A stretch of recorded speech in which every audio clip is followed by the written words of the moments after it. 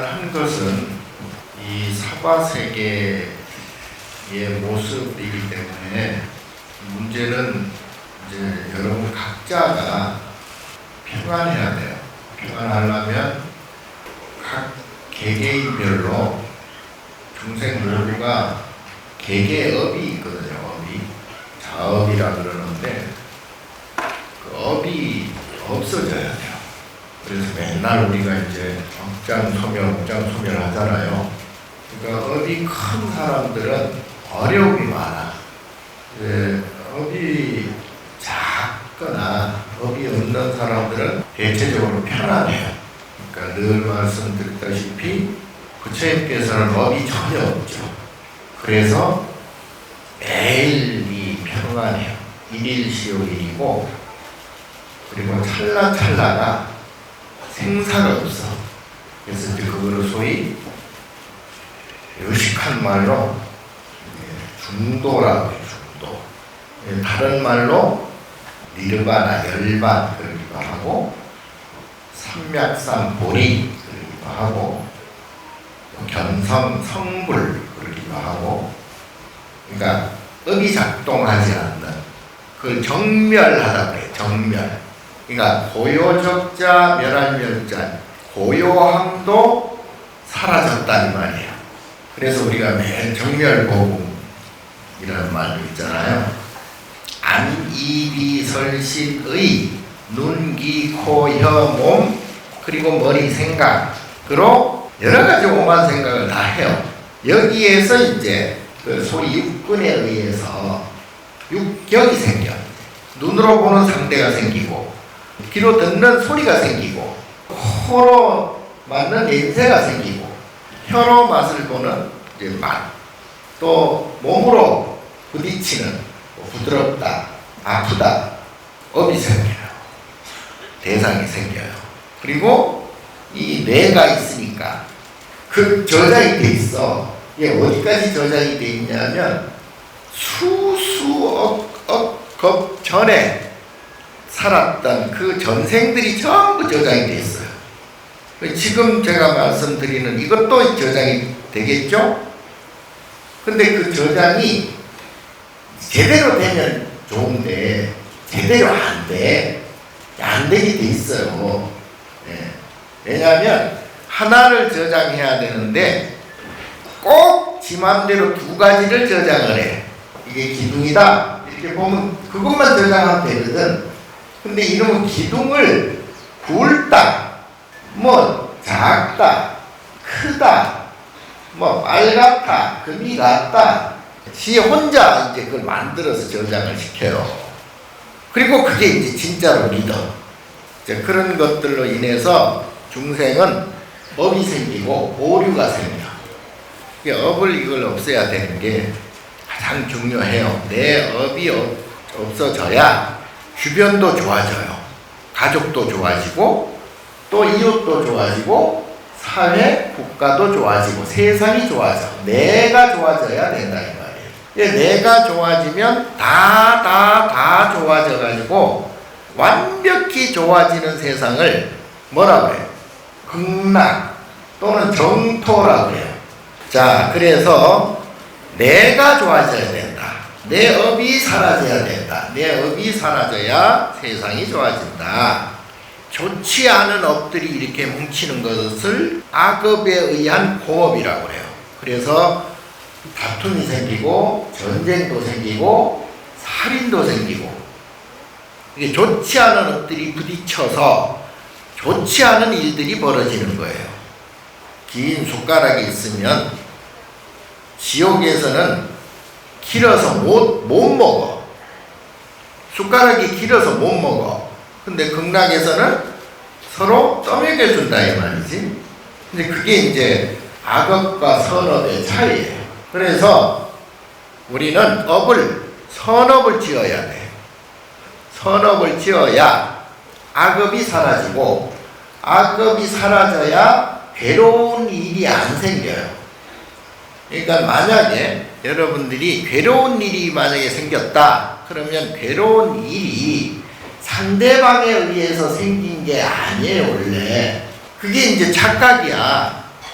그게 중생과 부처의 차이예요. 그러니까 누가 나한테 욕을 했어. 그럼 분명히 저놈이 나한테 욕을 했으니 저놈이 나쁜 놈이지. 그렇잖아요? 그런데 사실은 저놈이 나한테 욕을 하는 이유를 나는 몰라. 왜 욕을 하는지 잘 몰라. 알 수도 있지만, 그런데 그 사람이 나한테 욕을 하기까지에는 그 사람이 이유가 있었을 거 아니에요. 어떤 이유에서든 정신이 돌았다든지, 예? 또는 뭐 내가 뭔가 저 사람한테 잘못을 했다든지 뭐 이유가 있을 거 아니에요. 예. 그런데 문제는 그 욕을 듣고 대부분 다 기분 나쁘겠죠. 욕들을 먹고 기분 좋아하는 사람이 누가 있겠어요? 그런데 육바라밀 중에 인욕바라밀이라고 있잖아요. 예. 그리고 금강경에도 인욕보살이 나오잖아요. 내가 그 욕을 듣고 기분 나쁘지 않는 금강과 같은 업을 갖고 있으면 아무리 상대방이 나한테 욕을 해도 기분이 안 나빠요. 이거는 중생에게는 사실은 불가능한 얘기긴 하지만 그렇게 돼야 돼요. 부처님한테 아무리 욕을 해보세요. 부처님이 뭐라 하시는지. 예? 근데 그 욕을 한 사람이 업이 되는 거예요. 기분 나빠서 욕을 했을 거 아니에요? 어쨌든 그러면 기분 나쁜 그 시기 나한테 또 저장이 돼. 업식이 돼서 나한테 저장이 됐으면 저장된 게 언젠가는 또 나오겠지. 그러면 또 기분 나쁜 일이 생기는 거예요. 그러면 또 욕을 해. 그럼 또 욕을 한 업으로 다시 또 내가 저장이 되어서 그것을 육도윤회라고 그래요. 그걸 육도윤회라고 그래요. 계속 기분 나쁜 일이 반복해서 생긴다. 예. 그래서 이 업을 점점 줄여나가야 돼요. 예? 그래서 어떤 일이 벌어지더라도, 그리고 세상이 이게 가만히 있질 않아요. 이게 연기법에 의해서 이렇게도 변하고 저렇게도 변해요. 전쟁도 일어나고, 전쟁이 일어났으므로 또 평화도 생기고, 평화가 있었기 때문에 또 전쟁이 생기고, 이게 이제 이 사바세계의 모습이에요. 예. 예를 들어서 이제 좋은 숲이 있어. 좋은 숲이 이렇게 보면 굉장히 아름답게 보여요. 예. 나무도 좋고, 뭐, 풀도 좋고, 정말 계곡도 흐르고, 밀림도 좋잖아요, 밀림도. 근데 밀림 속에 들어가 봐요. 어떤 일이 벌어지고 있어요? 개미 탑이 산처럼 있는데 개미 할퀴가 가가지고 귤을 다 잡아먹네, 개미를. 수만, 수천, 수백만 마리를 그냥. 예? 엄밀히 따지면 개미가 뭔 죄가 있겠어요. 그런데 개미 할퀴한테 잡아먹혀. 왜 그래? 그거는 연기의 현상으로 인해서 그렇게 될 수 있어요. 충분히. 그런데 그 개미는 그렇게 잡아먹힐 시간이 된 거예요. 쉽게 말하면. 예, 그러면 이제 다른 생을 또 받을 수도 있고, 지가 개미로 살아가면서 좋은 선업을 잘 지었으면 개미보다 더 좋은 또 생을 받을 수도 있고 그런 거예요. 예, 그 정도 생각을 해야 죽음도 별로 두렵지가 않아요. 여러분들 그렇다고 뭐 죽으라는 소리는 아니고, 절대 죽으면 안 되고, 그럼 지절로 죽는 사람도 업이 커. 지가 왜냐하면 살아생전에 잘못을 참회를 많이 하고 죽어야지, 참회를 덜 하고 죽으면 다음 생에 또 이 악업을 받을 수밖에 없다 이 말이야. 그러니까 죽으나 살으나 평안해야 된다. 자, 평안을 하려면 어떻게 해야 되느냐? 금방 말씀드린 대로 악업을 짓지 말아야 되고, 그걸 이제 복 짓는다 그래. 이제 복을 지으면 욕심이 사라져요. 욕심이 사라지면 우리 모든 다툼이 다 욕심 때문에 일어나잖아요. 그러니까 욕심이 사라지면 그때는 마음이 업이 줄어드니까 나쁜 일이 덜 생겨요. 나쁜 일이 덜 생기면 그만큼 마음이 평안해지겠죠. 마음이 평안해지면 그때는 또 좋은 생각을 하게 돼. 삼업이 청정해진다고. 그러면 좋은 말 하게 되고 좋은 생각 하게 되고 좋은 행동을 하게 돼요. 그러면 또 복을 짓는 거예요. 그러면 욕심이 점점 줄어들어요.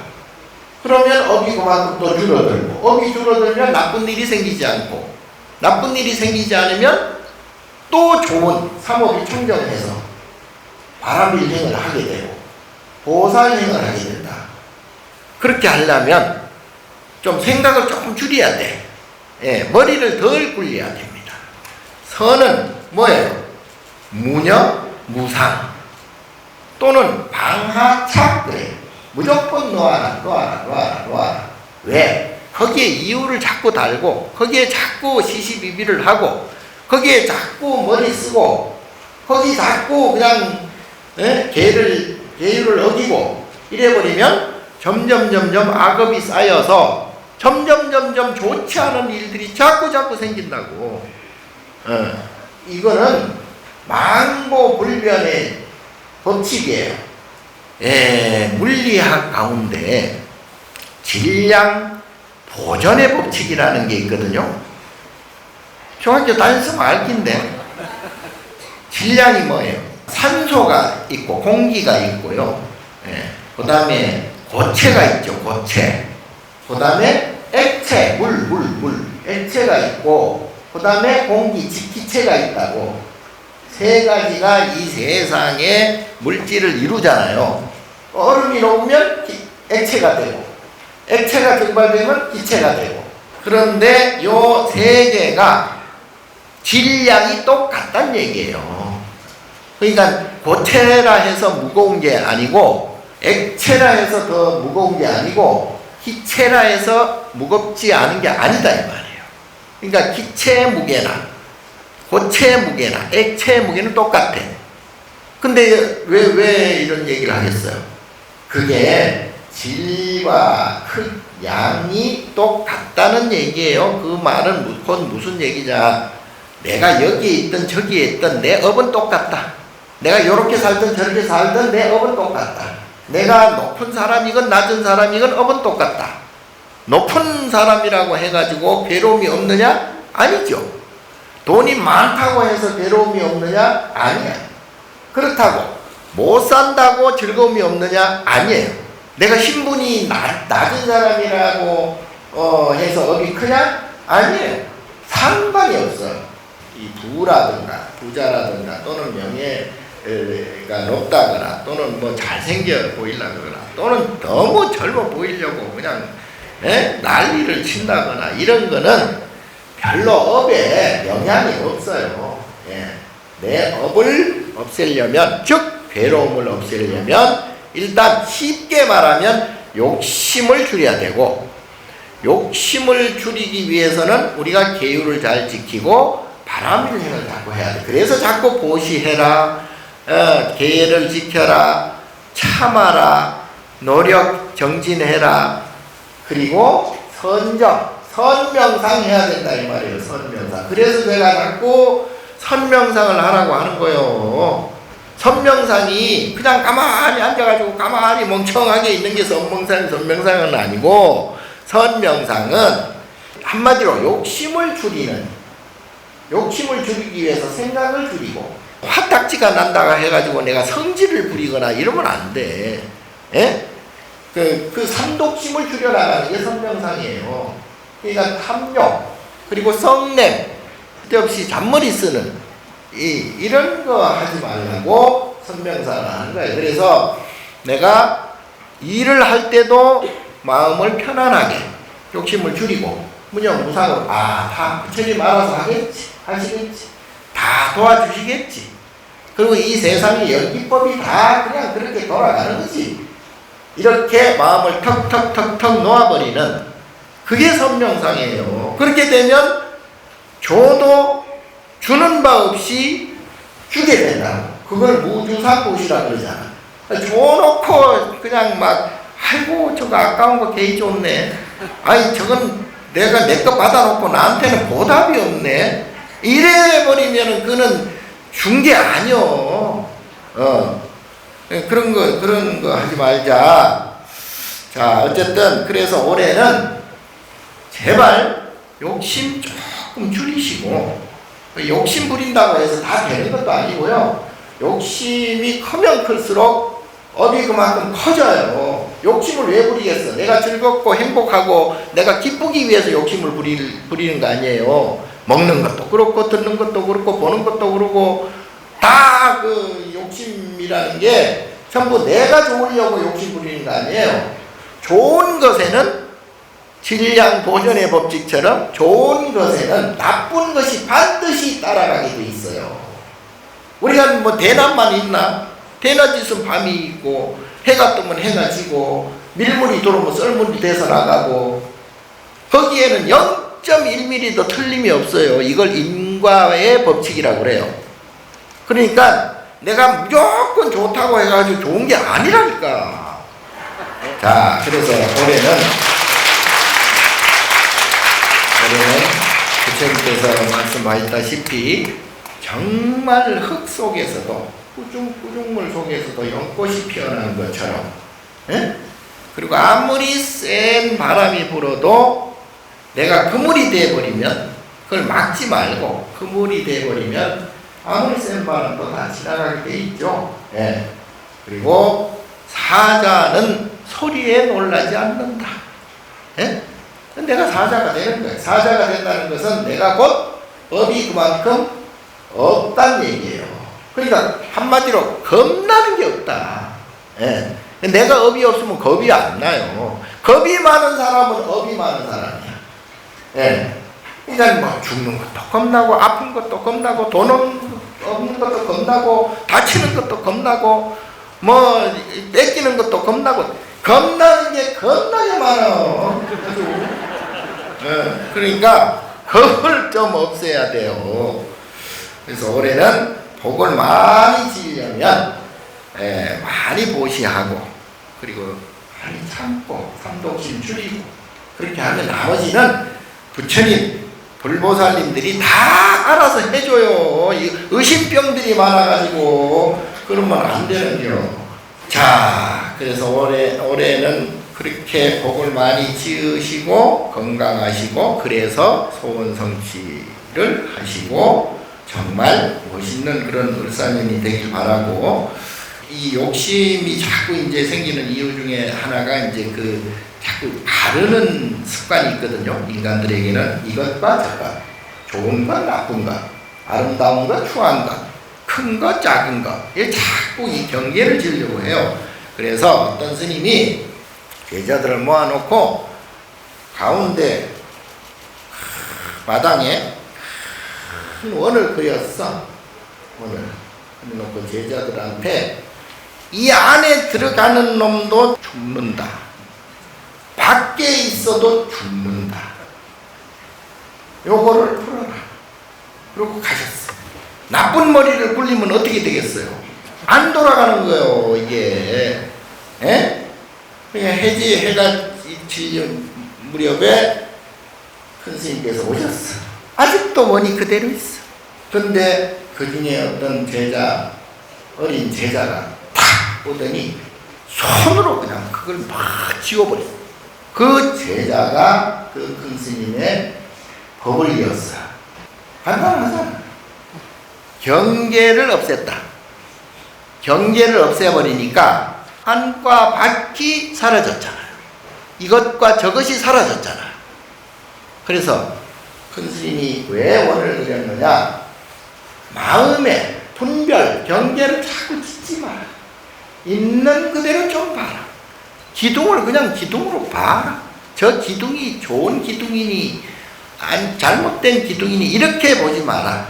이 말이죠. 그러니까 그려내리 하고 봐야 돼야 모든 거를. 예. 웬만한 건 그려내리 하세요. 예. 제자가 큰 스님 보고 물었어. 스님은 큰 스님이시니까 지옥에는 안 가겠죠? 큰 스님이 내가 먼저 갈 거예요.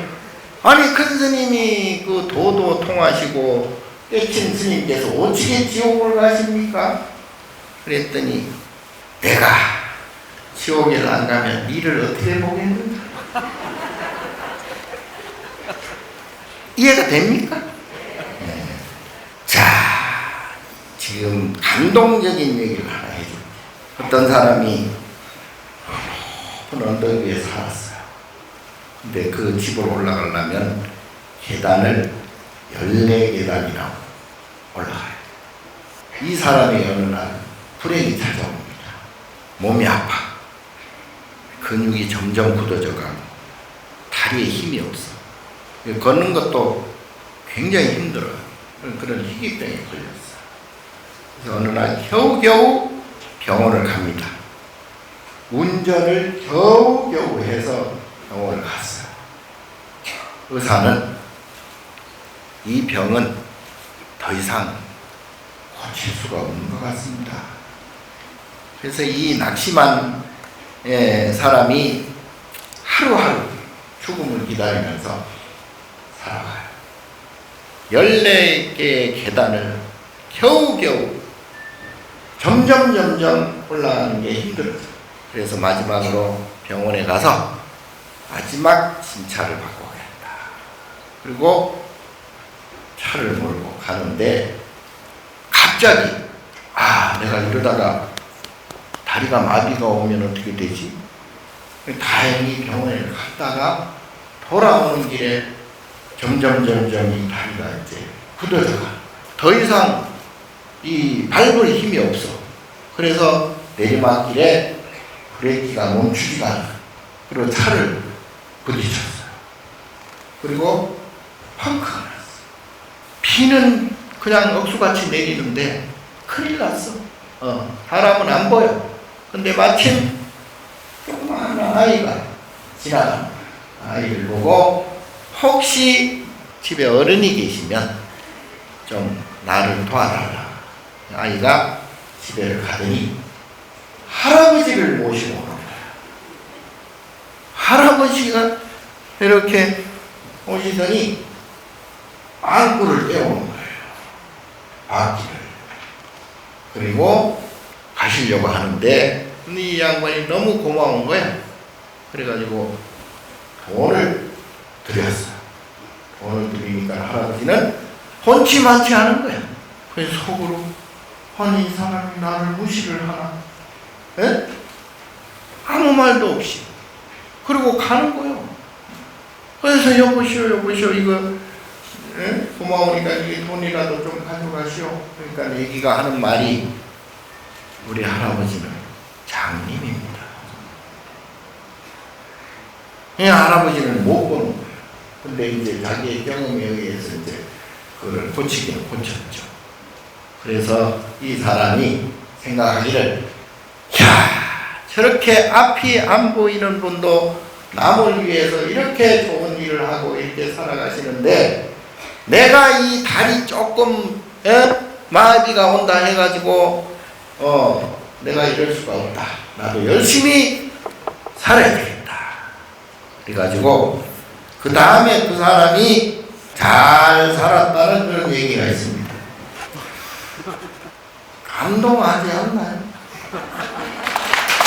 그 사람이 그 마음이 너무 메말르면 안 되는 게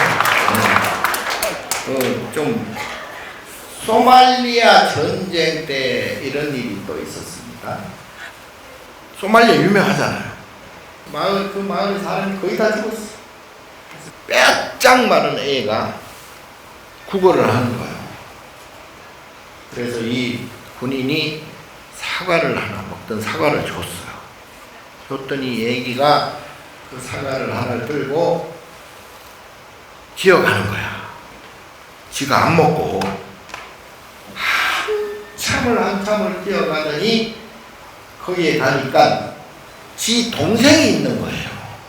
동생도 못 먹어가지고 꼼짝을 못해. 그리고 그 동생을 준 거예요. 사과를. 기자가 그 광경을 이렇게 보고 이제 다음에 이제 먹을 걸 가지러 갔어요. 가서 와서 보니까 아이고 하나가 죽어있네. 그래서 동생이 죽었거니 하고 봤더니 동생은 살아남고 형이 죽은 거예요. 그 형은 그 동생을 위해서 지가 안 먹고 동생을 위해서 그렇게 먹이고, 그래서 동생은 살아나고 그 형은 죽었어요. 이 기사가 굉장히 크게 났어요. 네, 기자가 그걸 직접 자기가 보고 취재를 해가지고, 그러니 조그만 애도 자기를 희생을 해가면서 동생을 살리고 남을 위해서 그렇게 보시를 한 데 대해서 어째 가슴이 아무 느낌이 없어? 그래도 그 형보다는 나야 될 거 아니에요. 어른들이니까. 예. 그렇게 좀 잘 사세요. 예. 이 내친김에 또 하나 해줄게. 두 형제가 있었어. 또 형제가. 그런데 이번에는 또 형이 몹쓸 병에 걸려버렸네. 병원에서 수술을 하는데 피가 맞는 게 없어. 그래가지고 검사를 해보니까 동생만 피가 맞는 거예요. 그래가지고 의사가 이 부모를 보고 동생의 피를 뽑아서 수혈을 해야 되겠습니다. 그러니까 아직 어린이라서 좀 부모로서는 좀 그러잖아요. 그래서 안절부절하고 있는데 동생이 가만히 있다가 결심했습니다. 내 피를 뽑아주세요. 그래가지고 동생하고 수혈을 했어. 형한테. 끝났어. 끝났는데 이 동생이 안 일어나는 거예요. 일어나라. 그래도 안 일어나. 한참을 깨워서 일으켜서 물어봐. 왜 안 일어나느냐? 그랬더니 나는 피를 수혈을 하면 나는 죽는 줄 알았대. 에? 죽는 줄 알았다는 거예요. 그러니까 그 수혈을 해야 된다고 할 때 이 동생의 그 마음이 어땠겠어요? 내 목숨을 줘야 되나 말아야 되나 얼마나 고민을 했겠어요? 이 동생에는 너무너무 심각한 거지. 자기의 생명을 내놓는 것이 된 거지. 예. 그래서 아니야, 그 수혈한다고 죽는 거 아니야. 근데 왜 그렇게 큰 결심을 했냐 물었더니 나는 형을 너무너무 좋아하거든. 감동적이잖아요. 좀 로봇 같아. 그래서 이 인간들이라는 게 이렇게 살아가야지. 이게 진짜 보시고, 이게 진짜 인욕이고, 이게 진짜 정신이에요. 그러니까 여러분도 그런 일이 있으면 안 되겠지. 또 하나 해줘요? 어느 날 한 애가 엄마가 이제 설거지를 하고 있는데 아이가 뭐라고 쓴 종이를 탁 엄마한테 줘. 예? 이게 뭐냐? 그랬더니 청구서래. 그래서 엄마가 딱 종이를 피워봤더니 방 청소한 대가로 5,000원. 이번 주에 침대 정리한 품삯으로 1,000원. 가게 심부름한 거 1,000원. 엄마가 어디 간 사이에 동생을 봐준 대가로 1,000원. 쓰레기 버린 거 1,000원. 좋은 성적표를 받아온 대가로 5,000원. 마당 쓴 대가로 2,000원. 총 청구액 11,500원. 그래서 엄마한테 딱 청구를 했어. 그래서 이 엄마 기가 막혀 잔뜩 기대를 하고 있는 얘를 보면서 엄마가 이 마음속으로 오만가지 이제 생각을 한 거예요. 그래서 그 애가 준 종이 청구서 뒤쪽에다가 썼어. 9달 동안 내 뱃속에서 너를 키우니까 무려 아플 때마다 잠 못 자고 너를 위해 기도하고 간호해 준 거 무려 수년간 너를 위해서 시간 투자하고 너를 위해서 눈물을 흘렸던 일들 통합해서 무려 모두 더하면 내가 너에게 사랑값은 무료구나. 네 걱정으로 가득 찬 날들, 네 장래를 위해서 염려한 일들 다 무료. 네한테 충고해준, 가르쳐준 이 모든 지식들도 무료. 학교 홍락금도 무료. 장난감, 음식, 옷, 네 콧물 닦아준 거 이런 것도 다 무료. 나는 모두가 무료란다. 그래서 이 아이가 그거를 탁 읽더니 눈물을 주룩주룩 엄마를 올려보면서 말을 하는데 뭐라고 할까? 엄마 사랑해.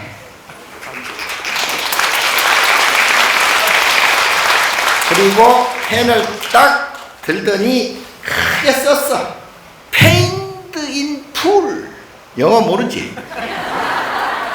완불. 이렇게 썼어. 애기가 그래도 귀엽잖요.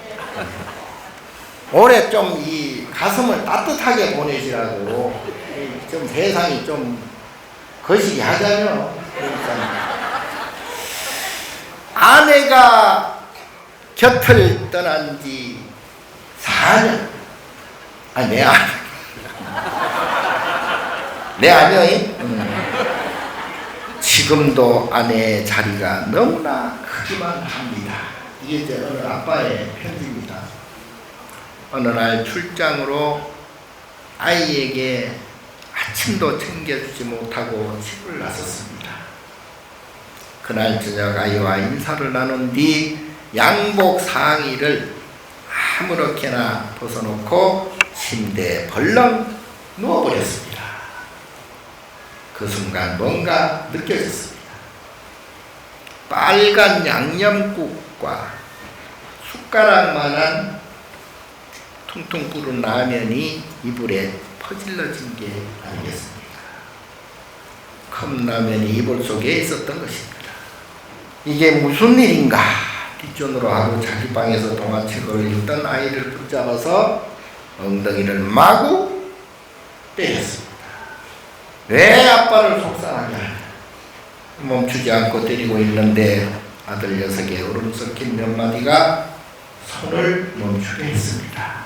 아빠가 가스레인지 불을 함부로 켜서는 안 된다는 말, 보일러 온도를 높여서 데워진 물을 컵라면에 부어서 하나는 자기가 먹고 하나는 아빠를 드리려고 식을까봐 이불 속에 넣어놓은 것입니다.